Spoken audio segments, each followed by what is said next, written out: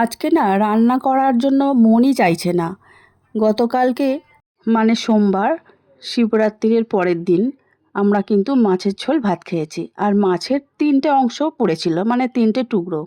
কি করব সেটা নিয়েই ভাবছিলাম, আর ভাত তো খেতেই হবে দুপুরবেলা। চলো তাহলে দেখি কি করা যায়। সেই ভেবে ভেবে মাছগুলোকে নুন হলুদ মাখিয়ে ফেললাম, আর একটু সুন্দর করে মাছগুলোকে ভেজে নিতে হবে। নিশ্চয়ই বুঝতে পারছো কি করব আজকে রান্নাটা। কড়া বসিয়ে দিয়েছি, কড়ার মধ্যে বেশ খানিকটা সর্ষের তেল দিয়ে দিয়েছি, আর রেসিপিটা আমি সর্ষের তেলেই করব। মাছগুলো এক এক করে তেলের মধ্যে ছেড়ে দেব, আর এপিট ওপিট করে সুন্দর করে ভেজে নেব। রোজ না রান্না করতে সত্যিই ভালো লাগে না। মনে হয় এক পদেই কিছু দিয়ে যদি খাওয়া হয়ে যায় তাহলে সেটা চেষ্টা করাই মনে হয় ভালো লাগে।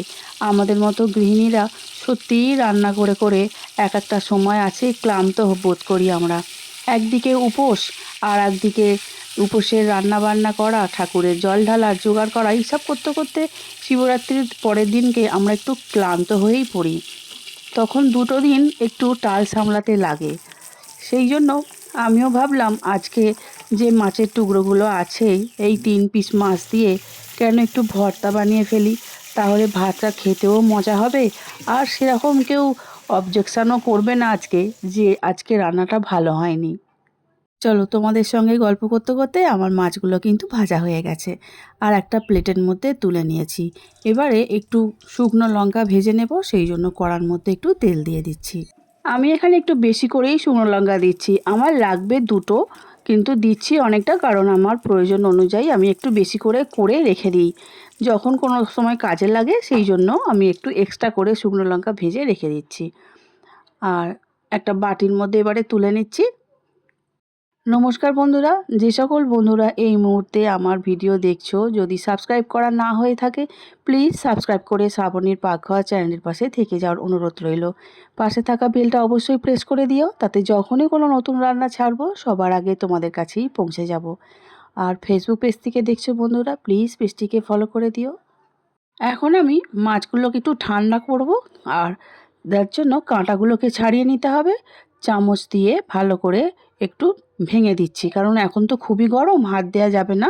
ভেঙে দিলে তাড়াতাড়ি ঠান্ডাও হয়ে যাবে, আর মাছের কাঁটাগুলো ছাড়িয়ে নিতে পারবো, কারণ একটাও কিন্তু মাছের কাঁটা থাকলে চলবে না।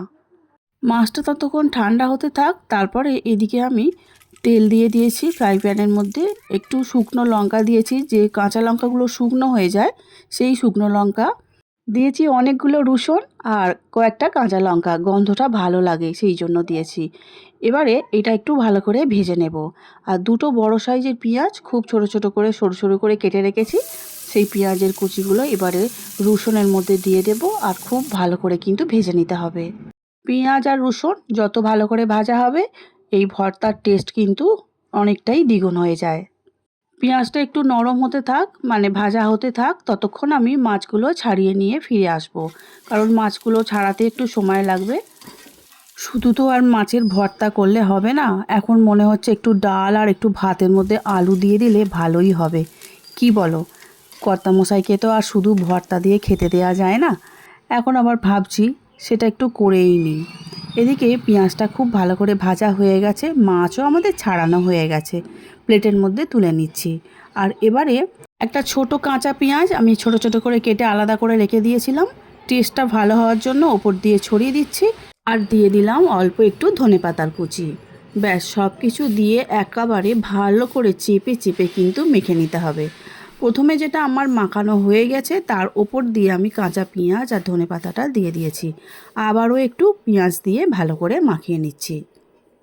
আজকে আমার কাতলা মাছের ভর্তা কেমন লেগেছে এই রেসিপিটা অবশ্যই আমাকে জানিও।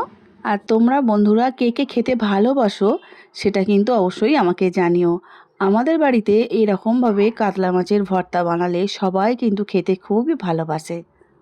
মাছগুলো খুব ভালো করে মাখানো হয়ে গেছে, কাঁচা পেঁয়াজ ওপর দিক দিয়ে একটু আরও ছড়িয়ে দিলাম, কারণ একটু দেখতে ভালো হবে, আর খেতে তো ভালো লাগেই। এবারে গরম গরম ভাত, ডাল আর আলু সিদ্ধ নিয়ে বসে পড়া যাক। আজ তাহলে আসছি, দেখা হবে অন্য দিন নতুন ভিডিও নিয়ে। সবাই খুব ভালো থাকবে, সুস্থ থাকবে। আমার ভিডিওটা দেখার জন্য অসংখ্য অসংখ্য ধন্যবাদ আমার সব বন্ধুদের।